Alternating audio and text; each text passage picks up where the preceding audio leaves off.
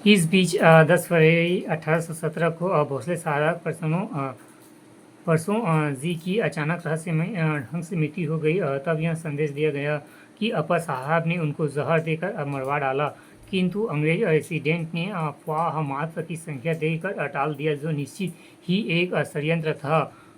परसोजी की मृत्यु के बाद उनकी पत्नी काशीबाई सती हुई एवं अप्पा साहब के राजरोहण का रास्ता साफ हो गया। 21 अप्रैल 1817 को अप्पा साहब का राज्यरोहण हुआ, किंतु अपनी चिर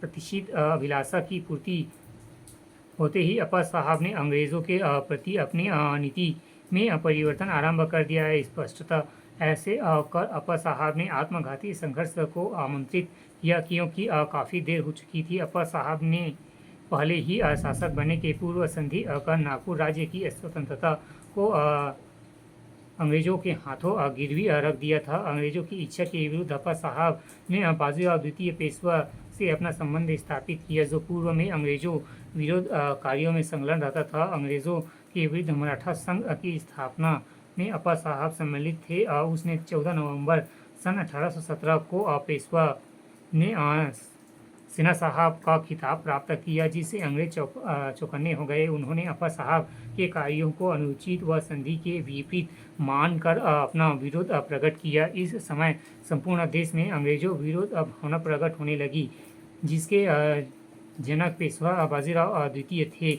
मराठों ने अंग्रेजों के विस्तारवादी नीति से असंचेत हो एकजुट होना आरंभ कर दिया, जिसका नेतृत्व पेशवा कर रहे थे। इसी बीच पेशवा बाजीराव द्वितीय ने अंग्रेजों के विरुद्ध विद्रोह कर लिया व तृतीय अंग्लो मराठा युद्ध आरंभ हो गया। मराठा प्रतिशोध के साथ अपमानजनक संधि से मुक्ति पाना चाहते थे। इस अवसर का लाभ लेने के लिए अप्पा साहब ने अंग्रेजों के खिलाफ हथियार उठा लिया। संगठित प्रयास के अभाव में दुर्बल राजनीति के कारण सीताबर्डी के युद्ध में अप्पा साहब पराजित हुए एवं 27 नवंबर 1817 को रात्रि 2 बजे अप्पा साहब के सैनिकों ने नागपुर खाली कर दिया।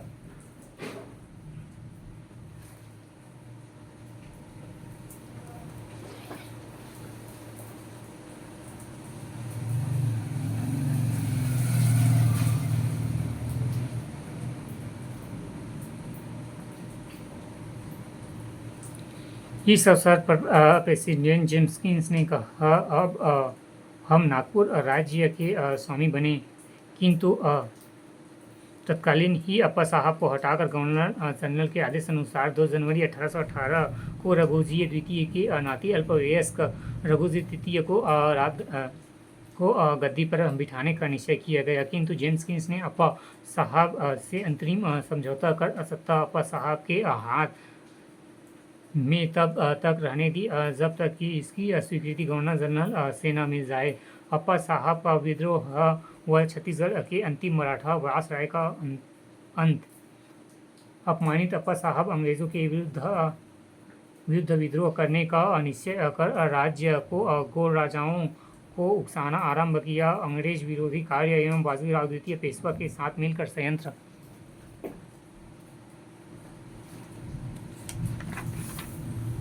आदि के कारण थे, जिनमें अंग्रेजों ने 17 मार्च 1818 को अप्पा साहब कैद कर लिया।